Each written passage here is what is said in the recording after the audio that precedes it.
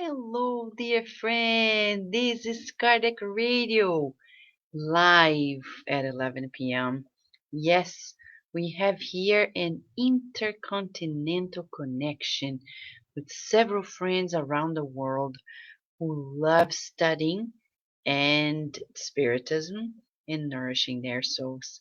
And Cardiac Radio is here to give you more opportunities to expand your knowledge, to expand your understanding as we share with you the teachings of Spiritism. So, welcome, dear friends. It's a joy to be here with you.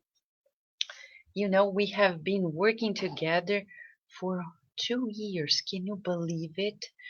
On November 9th, 2016, we started our first live book club at Cardiac Radio. And since then, we have studied several books. And the one we're studying now is Evolution in Two Worlds. It's a joy, it's an honor to be here. So, welcome, dear friends. Let's feel the good of the connection between us and the good spirits in us and amongst ourselves. Shall we? Yesterday, we had the joy of having our dear friend Shane Martin sharing with you chapter 9, which was about the brain and evolution in the brain. Today, we're going to be studying about word and responsibility. That's chapter 10 of the book Evolution in Two Worlds. Let's not forget, Emmanuel reminds us that this book comes so we can awaken ourselves for the fact that we are immortal beings, right? Often we don't feel like it. Often we feel like we are material bodies, that we are very material. But we're not. We're connected to the physical body, but Luiz explains to us. This book comes so we can study how long we have been living our multi-millenary pilgrimage, so we can ignite the fire of hope. If we've come this far, come on. Why losing hope if we are just beginning? Yes, it's been more than a billion and a half years that we've been working on ourselves as co-creators. And now at the human level, we are still ascending. The next stage is the angelic state. What is it? I don't know. We have to study it. What we know now is that there is a moment in our evolution in which there is the birth of responsibility. Do you know that moment? Today, chapter 10, Word and Responsibility. That's precisely what André Luiz is going to talk about. Ready, set, and go. So I'm going to share with you the slides because we have the text and pictures to maximize our learning experience, okay? So let us go, my friends. Chapter 10, Evolution and Word and Responsibility in Evolution into Worlds, Chapter 10. Here we are. André Luiz, through two mediums, Chico Xavier and Valdo Vieira, brought to us unprecedented ideas about ourselves, who we are, what we're doing, etc., etc. So he begins by telling us, perfecting the gears of the brain, the intelligent principle felt the need to communicate with peers, and for such reason, language emerged among the animals under the auspices of the venerable geniuses who preside our existence. What? Pause. He's talking about animal language. He's saying, remember, we have evolved physically, but now what is this all about? Due to the law of society, as Kardec taught us in the Spirit's book, And I say Kardec meaning the compilation of the good spirits as published by Allan Kardec. We communicate, we want to communicate, we want to exchange, and thus language emerges, but not by ourselves alone, under the supervision, the guidance, the care of whom? Venerable geniuses, spirits of high order that are taking care of all of us. So next time you look at a lion, you look at a cat and a dog and a bird, you bet there are wonderful spirits who are super evolved caring for them all. Okay? André Luiz continues. Initially, the phoneme, now he talks about the evolution of language, and he says to us, the phoneme and mimicry, okay, were the indispensable processes to the exchange of impressions or defense service. And he gives us quite a few examples. The hiss of various reptiles, like snakes, the croaking of batrachians, like frogs, the sounds of birds, and mimicry of insects and vertebrates, to suddenly alter the color, preserving from danger. Chameleon, for example.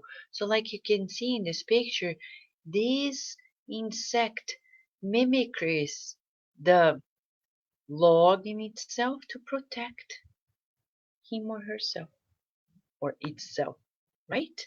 Exactly. And these are acquisitions of the spiritual principle that is using that garment to evolve, to expand its expressions. Okay? And as such, Andre Luiz says, however, as the spiritual principle evolved, the fragmentary conscience invested themselves in the possession of more extensive resources. Now here we have a term that we cannot lose sight. Fragmentary conscience. What is he talking about? So I'm going to put a pause on the slides so we can talk a little bit more about this. This is very important to dissect, to digest together. He says fragmentary conscience. We at human level, we have continuous thinking, and we have the beautiful acquisition of consciousness. Mhm. But at other stages of evolution, like in the animal kingdom, it's fragmentary, it's like bits of conscience, right? And there's no responsibility there. So, for example, in this chapter, we're going to understand that when a dog, for example, remember the ancient Roman Empire, the persecution to the Christians. And then we have the lions eating, killing the Christians. The lions do not know what they are doing. Mm-mm. They don't have awareness of it. I know people, I remember somebody who used to have a dog, and she was a nervous person. And she saw, every time she saw the dog peeing at the refrigerator, believe me, the dog would go and do precisely what the woman of the house didn't want the dog to do, peeing on the fridge. This woman would go crazy and spank the dog. You are doing it on purpose. But that's such nonsense. The ignorance of this woman is such because the dog doesn't know. And then this woman turned to me and said, But Vanessa, how come? He does precisely what I like the least. Ah, your spirit is right. Did you know that discarnate spirits can use animals to push our buttons? That's the case. Okay, so let us think about this, meditate, because the animals, they will be highly influenced by those around. And as much as we learn that the higher spirits intervene in our lives, and Kardec talks about it in chapter 8 of the Spirits book, second part, Intervention of the Spirits. If you read throughout, it's fascinating. They intervene, but they also intervene through nature, including animals. But they are not aware. They don't have consciousness of it. There's no free will yet in the animal kingdom. Okay? So let's keep in mind that we are talking about evolution, and in evolution, we are acquiring new possibilities through the experiences. In this case, we're talking about language as as an expression of the need to communicate, law of society, and for self-preservation, for exchange of impressions. First, sounds, phonemes. Then we're going to talk about mimicry. So these are the first ways we express ourselves. Let's keep that in mind and make a note. Now it's the possibility of expanding the resources, as André Luiz says. Okay? Now André Luiz, in this part of the chapter, he's going to talk about spiritual interventions. He's clear, he subtitles the chapter, and he says, animal language comes as an expression of this law of society. We need to exchange and defend ourselves. But it didn't happen all alone. There was spiritual intervention. What does that mean? Before I lead us into what André Luiz says, it means this part of the chapter is a clear explanation that we don't achieve anything alone. We always have more advanced spirits ahead of us. So count on them. Let's count on them. Your life is hard right now, or you have a challenge in your life. Use, and I quote unquote, abuse of your relationship with the higher spirits. Who says it? Them. Where? In the chapter 8 of Intervention of the Spirits in the Spirits book by Allan Kardec.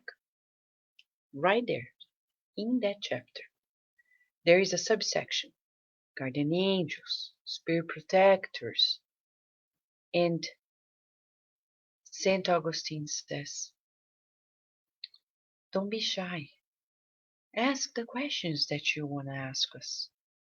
Count on us. But do you count on your spirit protector? Or you're shy? Oh no, I made such a mistake. I don't want to look. I don't even feel like praying because I'm ashamed. No, that's the time you should pray and ask for help. And when you are joyful, what do I do with so much joy? So we ask for the help of the good spirits and say, oh, please help me understand, guide me, please, so I can fulfill God's will on earth and facilitate the works for the next generation. Do you count? So that's the exercise for the next 24 hours. Observe how much you count on spiritual intervention in your life. That doesn't mean we're not going to do our part, but it means we're going to use in a healthful way our relationship with the spirit protectors. Okay? Shall we? Right? Sunshine is asking, how can we protect our animals from being obsessed? I don't I I don't think they are obsessed in that way, Sunshine, but I understand your question. You know, our animals, they are under our umbrella, our network. So, as much as we want to protect our animals, we want to protect our children. Remember the movie, The Godfather? Yeah, about the Italian mafia. There are different mobs and mobsters, and they wanna compete with each other, and they attack one another, they assault one another, they murder each other's families. So that's what we're talking about. Sometimes they cannot kill or harm somebody that they want, but they use somebody in their network of affection to do so. The animals are under the same umbrella. So if we want to protect them, as much as God protects us, we cannot do better than God. But what do? We emanate the good, not to attract the craziness, right? Of obsession. In the case of the woman that I was talking about, she she, she had lots of spiritual issues in her life, the life of the family. They needed, at the end of the day, we would say for that case, much more emotional management plus spiritual work, prayer and good works. Prayer and good works. Does that help? Thank you, Sunshine.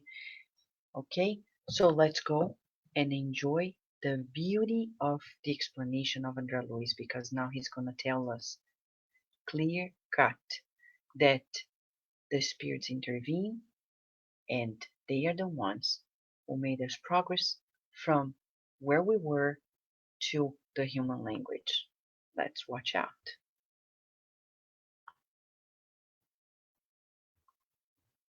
He says, it is thus that reaching the bedrock of humanity, the spiritual body of infra-primitive human lingers a long time in proper spatial regions, with the help of the instructors of the spirit, receiving subtle interventions in fitting the equipment of phonation so that the articulated word could signal a new cycle of progress.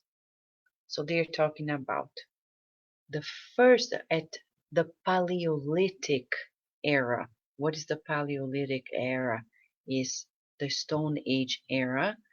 Those first, the caveman woman, the cavemen, yeah, cave woman, cavemen, they were worked upon by the instructors of the spirit with interventions in their phonation equipment to articulate words and create a new era. So, to give you an idea about what they are talking about, phonation process.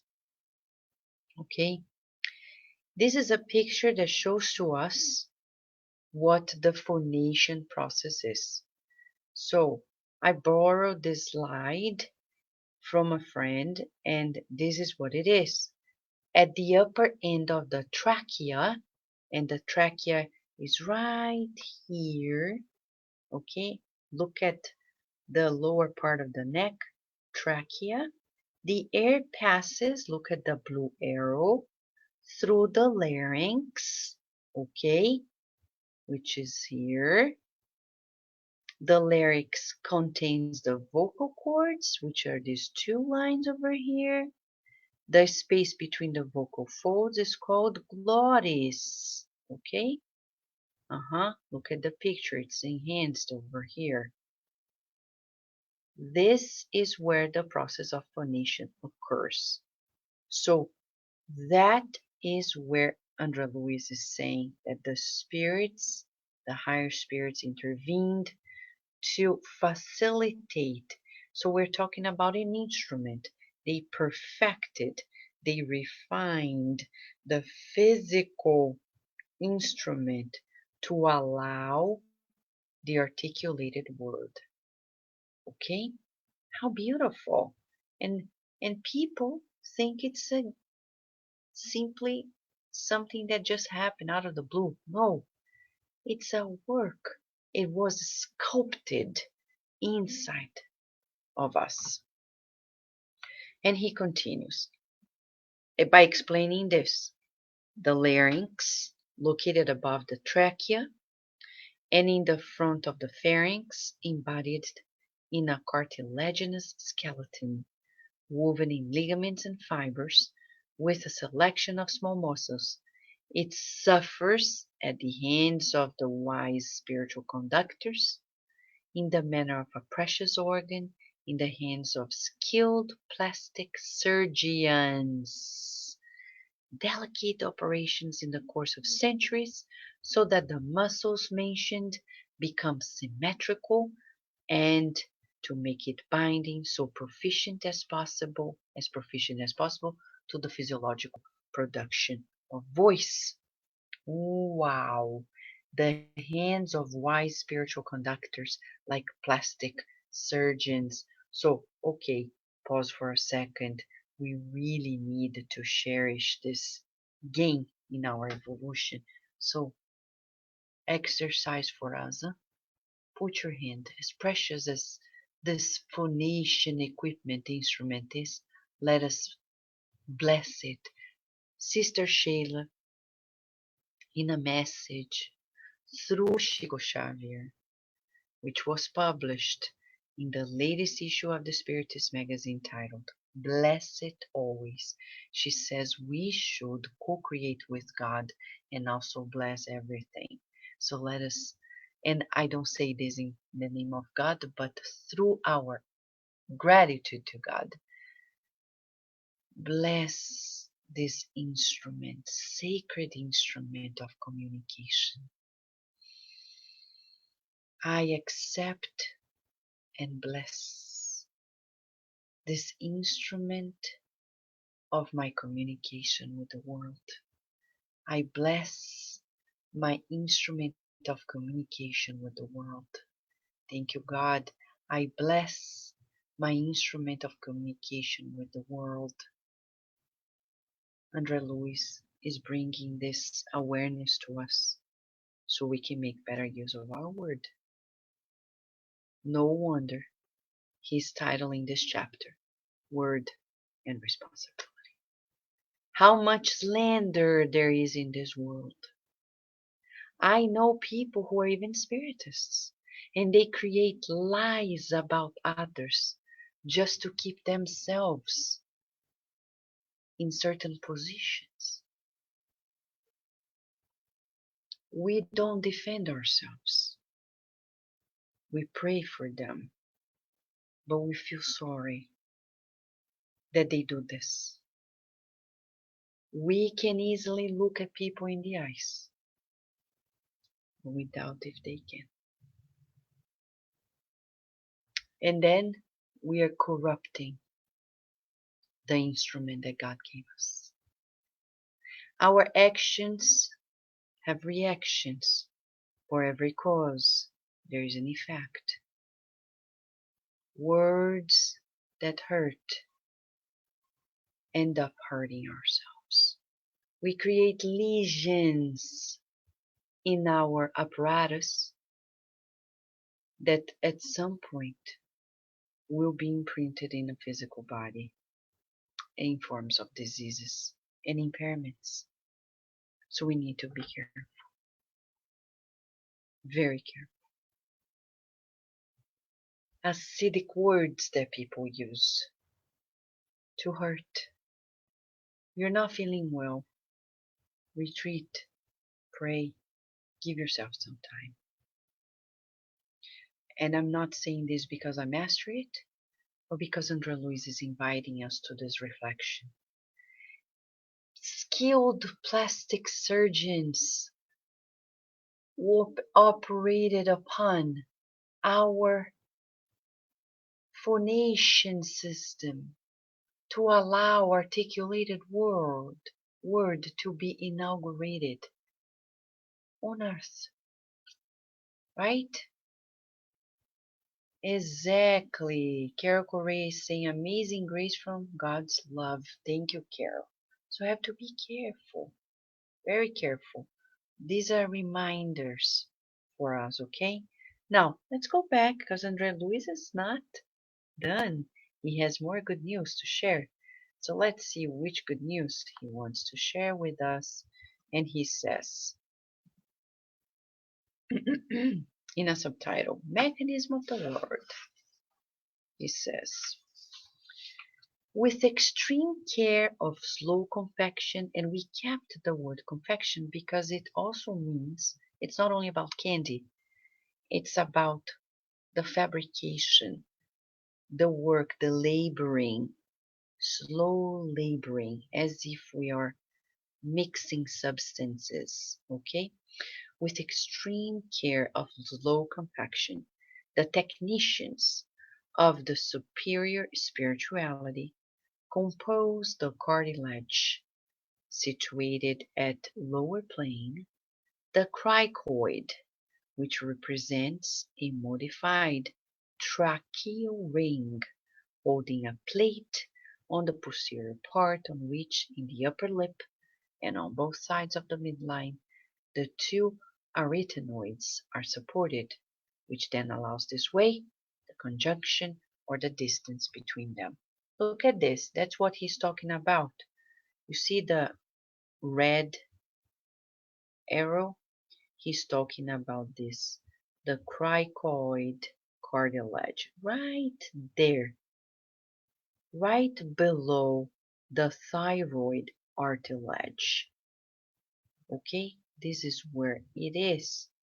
Look, observe, I'm moving the mouse so you can see here the cricoid cartilage right below the thyroid cartilage. So Andre Luiz is saying that they worked on this skillfully. He said technicians of the beyond. There are spirits who are specialized on this. So why don't we work with these spirits that all that they do is help us? Count on them more often, right? And he continues. Let's go to the next. He tells us,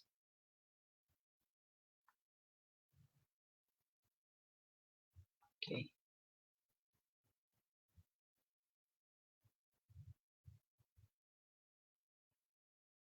okay. With the support of the inspiring, wise tutors, human beings learn the constitution of mechanical words, coming from the mind with the force that drives the implements of the voice, generating vibrations in the chest muscles, including the lungs and trachea as a bellows, and echoing the sound in the larynx and mouth, which also express supraglottic cavities to creating short, conventional language that reinforces the mimicry and primitive sign language acquired in the long journey across the animal kingdom. Let us observe, right, Angelita? Super powerful. Look, they're talking about inspiring wise tutors. Wow. Did you know you have spiritual tutors that are that wise? Yes. And they say they reinforce that language. Now, this is a twist that I don't think we we often meditate about. It's a twist. He says here that language comes to reinforce mimicry, which is body language, and sign language. To reinforce. Why am I saying this to you? Because often we think it's second nature for us. right? To express ourselves in the emotional body language. But Andre Luiz reveals to us that language comes to add. What does it mean? We need to speak less and act more and only use words when needed. There are people who cannot be in a group without talking. That's a problem. Emotional problem. But Vanessa, if we're together and we don't talk, well, but you don't have to talk all the time, right? You talk when needed, with precision. Precision. That's what we're talking about. Jesus as our guide and model is a model of precise conversation. Read the book Jesus in the Home by the Sverni Lúcio through Chico Xavier. Jesus in the Home, Jesus no Lar. In that book, you can observe in between the description that Jesus was precise. Often, Neo Lúcio describes that the disciples were talking, people were talking, Jesus was there. And only when asked or really needed, he intervened with precision. But not only with words. He was a complete master. Emotional body language complemented by words. We still attain ourselves so much to words, the words of Jesus, and there's so much confusion. But in his body language, it's unequivocal that he is the master. And the book Good News by Humberto de Campos, which we have already studied here at Cardiac Radio, and you can listen to the whole program in the YouTube or Facebook videos. You can find the series, and Humberto de Campos clearly shows to us that he was a master, a complete master, that gave us lessons in an integral way.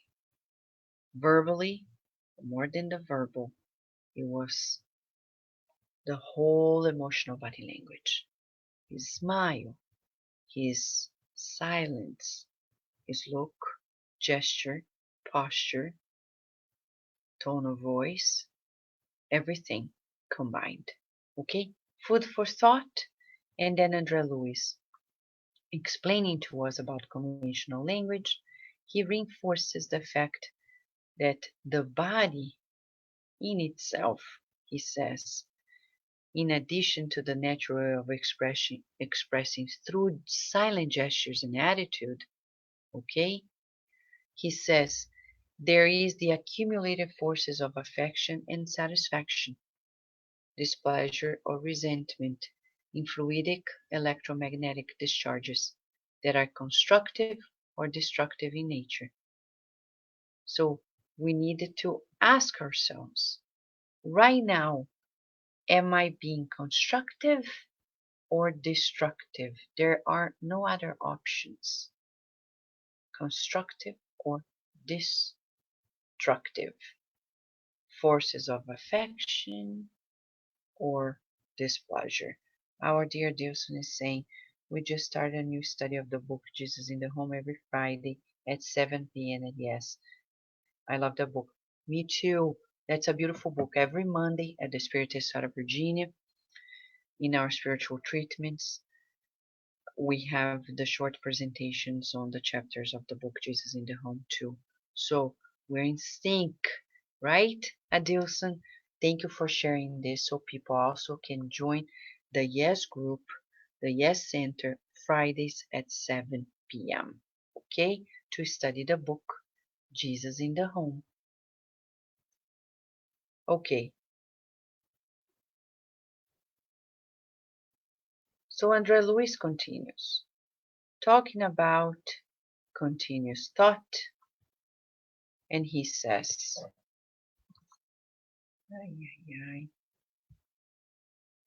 with the constant, now he talks about continuous thinking, with the constant an easy exercise of the word, the mental energy of the primitive human finds uncontrollable development by gradually acquiring the mobility and the elasticity essential to the expansion of thought, which gradually dilates, establishing in the tribal world a whole ocean of subtle energy in which the incarnated and discarnated conscience is reflected without difficulty to each other. What is he talking about? He's talking about mental energy. Mental energy. Friends, in a scale 0 to 10, what is your mental energy? What is it qualitatively? What is the type of mental energy that you have? And what is the frequency that you're producing it? Now he's saying that we were exercising in words to acquire it and expand our possibilities. So, uncontrollable development by gradually acquiring mobility and elasticity essential to the expansion of thought. So, he's talking about caveman time, he's talking about the tribes, he's talking about that time and the expansion of thought that happened through the possibility of playing this beautiful instrument that we call the vocal cords. Taking advantage of such constant exchange, the divine intelligences manage the resources of the influence of suggestion and invite the terrestrial spirit to the just awakening in the responsibility that leads its own journey. Constant exchange. Now again, the intervention of the good spirits, the divine intelligences, managing the resources, okay, of the influence of suggestion, inviting us to awake in our responsibility. Wow. Wow. Constant change, constant exchange. And then he says, through the progressive understanding among the creatures and through the word that ensures a prompter interchange, continuous thinking is founded in the brain. So as you can see in the picture, in a way we try to represent here the fragmentary thoughts that happened before and how now in the human level they are continuous. Okay? So we keep thinking, we keep thinking, we keep thinking. There's no moment in which we're not thinking. And he's saying that by using the words, it boosted our expansion in terms of our interactions and in terms of our experiences. So the instrument was given. So let's put a pause to make sure that we solidify this understanding. It's as if I put in words, okay, in words that are very straightforward to simplify. The good spirits came, refined our instrument, and gave it to us. Through the use of that instrument, phonation, we then started expanding our thoughts, our interactions, our experiences. Wow. Wow. What an achievement. And now they are boosting in us the sense of responsibility. Okay? Remember when we studied the brain yesterday? We were talking about the expansion of cortical areas.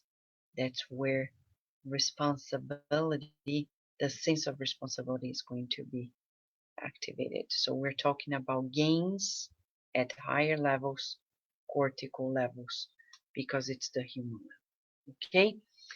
Breathe in and out because it's so beautiful, and there's more.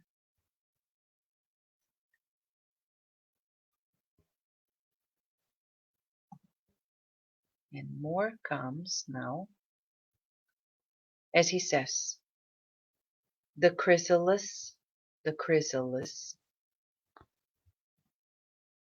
and through such wonder of the soul, the fragmented ideas of the chrysalis of conscience in the animal kingdom are transformed into concepts and inquiries, translating ideas and desires of encouraging inner substance. So he says, now we start asking questions. No wonder philosophy became a huge impact in our society many years ago, because people start asking questions. Asking questions, creating concepts, translating ideas. And he says about memory and the evolutionary struggle that we began. So he says at that moment, there is immense struggle in the soul that questions, in the existence that expands, in the aggravated anxiety and the spirit who responds to the spirit in the field of pure intuition.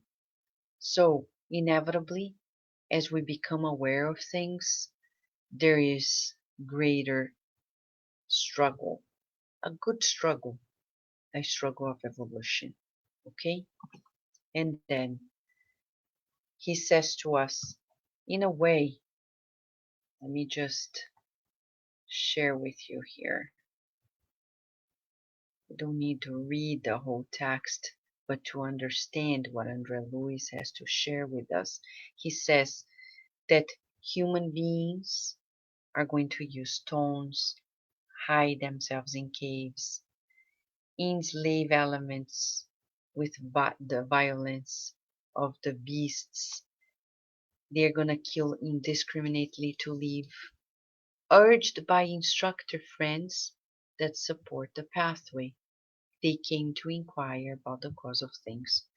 So, these questions about God, etc., doesn't come like that. It comes in this beautiful intervention in two worlds. That's why this book is titled Evolution in Two Worlds.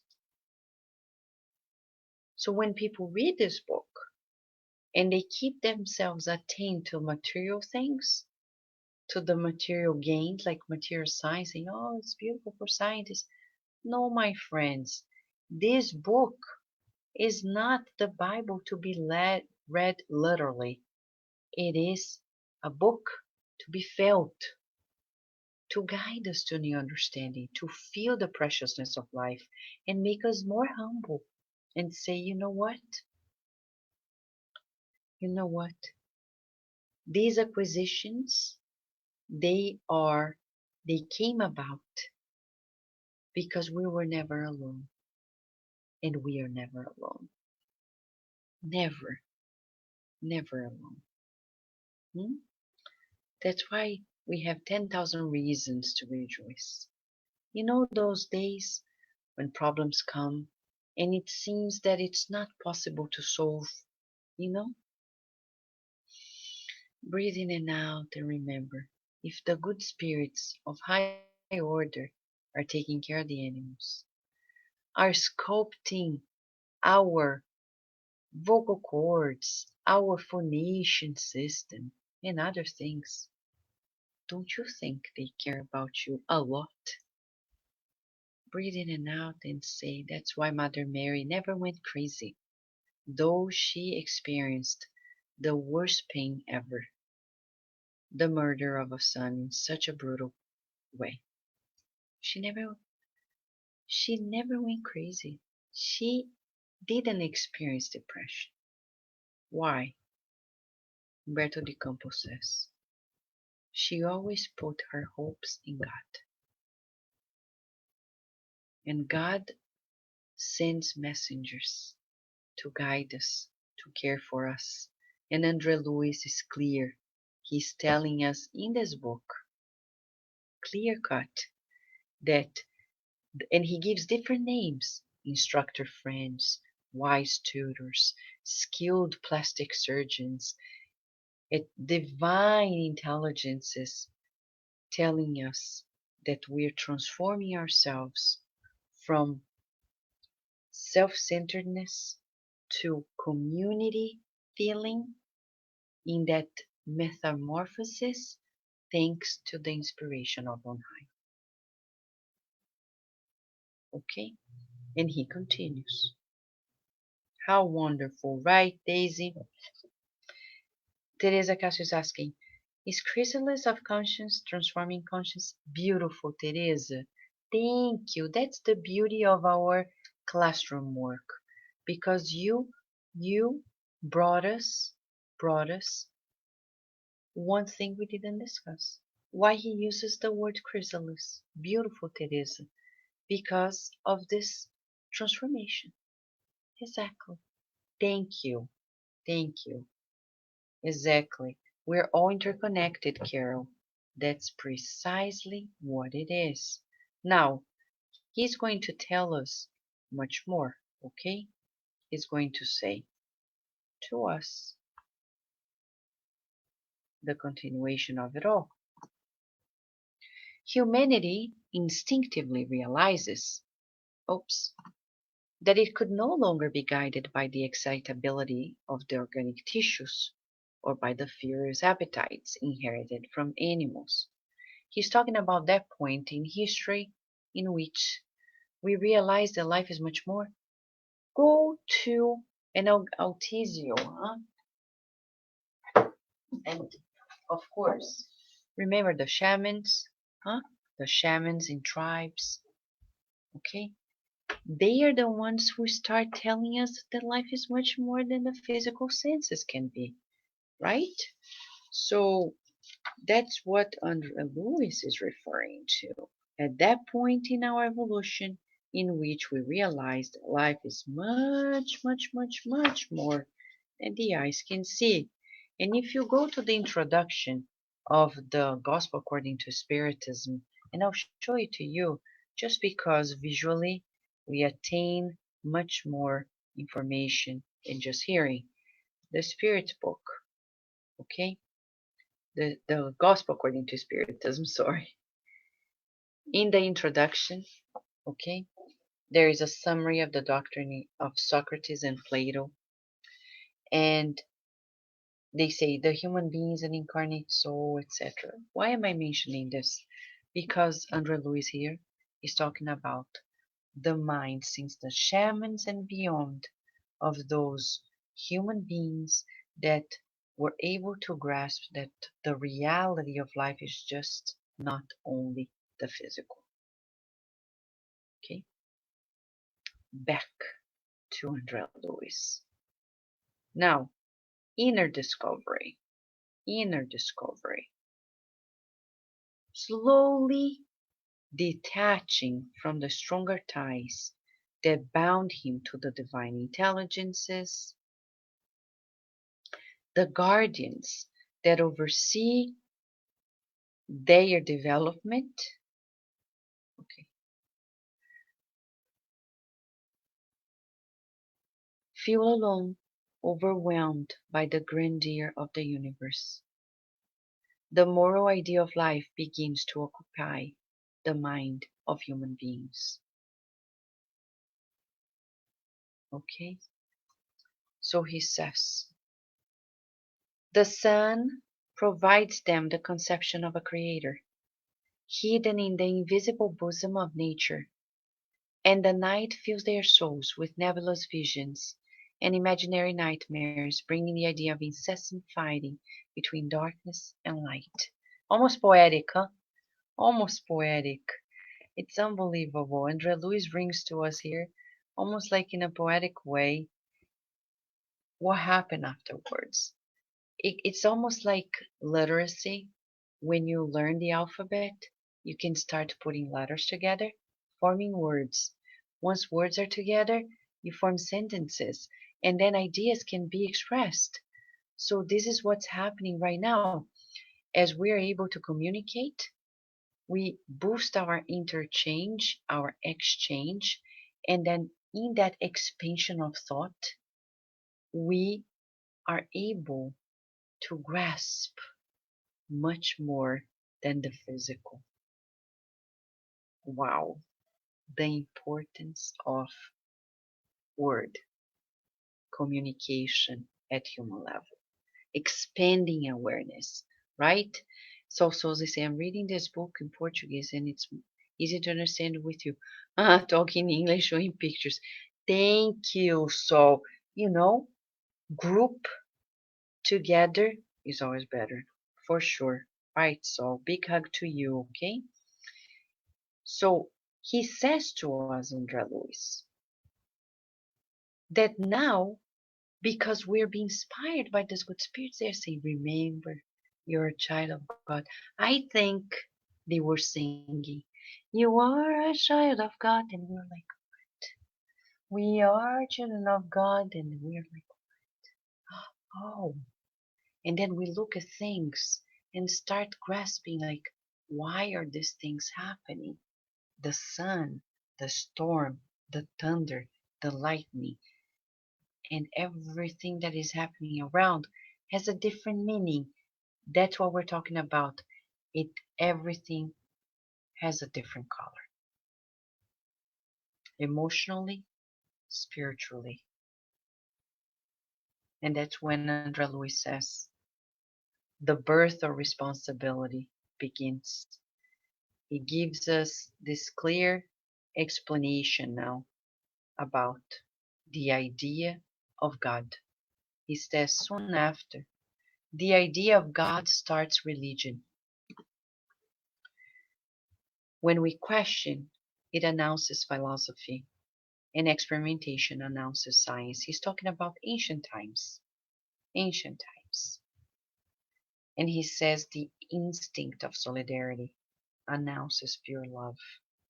The thirst for comfort and beauty inspired the birth of the industries and arts. These were nebulous thinking, torturing the mind and inflaming the sentiment. Remember when he says in the preface under Luis that we are igniting the fire of our hope. And why does this book come to us at this transition on earth? We cannot lose sight of it. Why? Because right now we need to give new meaning to everything. Many of us are sleeping in our conscience, in our consciousness. We walk around reacting and we don't actually take action. But now you know that science proves to us we can make choices, we can discern, we can take responsibility.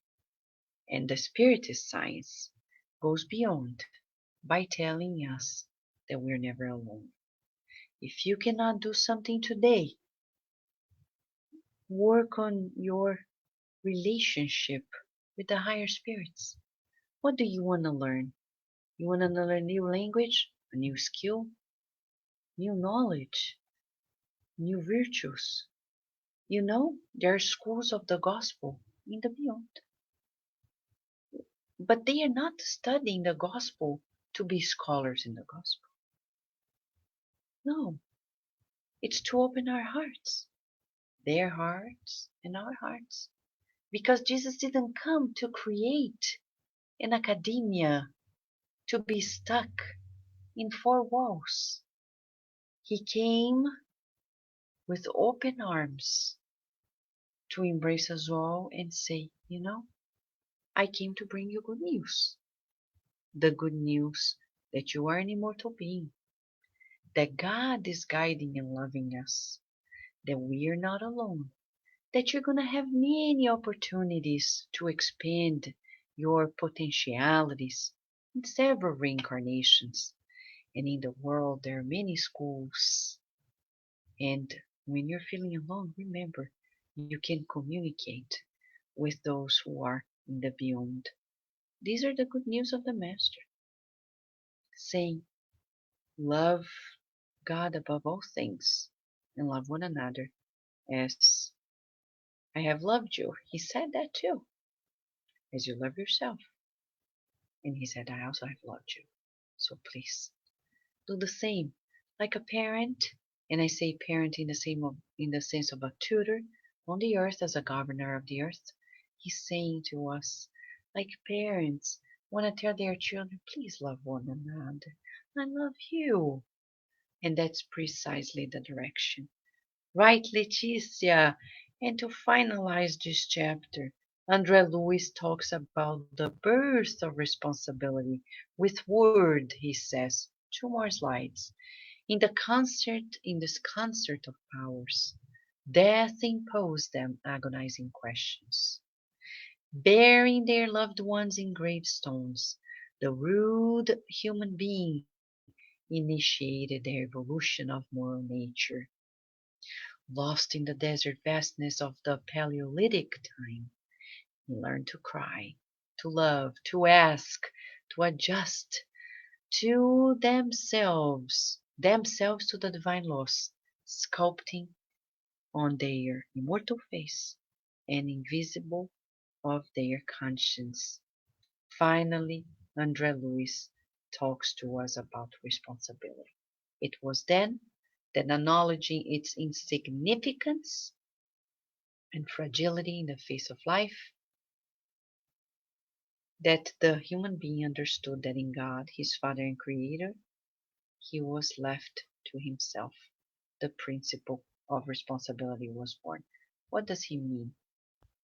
We're not alone, right? Vanessa, didn't you just say we're not alone? Yes, we're not alone. But there is our part in the story, and that's what responsibility is all about. Mhm. We're not alone. The spirits intervene in our lives, but we also have our share. It's an equation, almost like math. It's like math. God, us, others and us. Our, ours is a factor in the equation of life. So that's what responsibility is all about. That X factor. So what are we doing with this? Majority of us, we learned that it wasn't me. It wasn't me. It wasn't myself. Andrea Luiz saying, come on, responsibility. And Louise Hay comes as a missionary to tell us that the day in this book you can hear your life that goes hand in hand with Thought and Life by the Spirit Emmanuel, and all of the other books, right? That whatever happens in our lives is our responsibility. We attract it. How did I attract this? Not to punish ourselves or to make us ourselves guilt, but to embrace our responsibility. So tonight, let us think about this. How are we working with the good spirits who are working with us to help us progress? And on the same token, let us also ask ourselves, am I taking full responsibility for the things that are happening in my life? Or am I constantly finding a way to excuse myself and place the responsibility of everything onto somebody else's shoulders, or even God? Food for thought. Can we imply then that responsibility comes with humility? Um, I'm not so sure, Carol. Let's meditate on this one, okay? I think it's too deep for me to finalize here. I'm going to do that homework and meditate, and maybe tomorrow we'll discuss a little bit more about this. Okay, thank you for asking. Friends, thank you for being here and joining forces with this group effort to teamwork. Tomorrow, when we come back, we're going to talk about the soul and discarnation. Okay? And not, sorry, the existence of the soul, which is going to be chapter 11, existence of the soul. What does Andre Luiz has to tell us in regards to the evolution of ourselves? Shall we see it? For now, 24 hours, an opportunity to work with the superior guides more consciously and taking greater responsibility in our lives. Thank you, Sunshine. Thank you, Rudy. Thank you, friends. A big hug of gratitude. And until tomorrow, God willing, thank you, André Luiz and Chico Xavier and Valdo Vieira. Kardec Radio, nourishing your soul.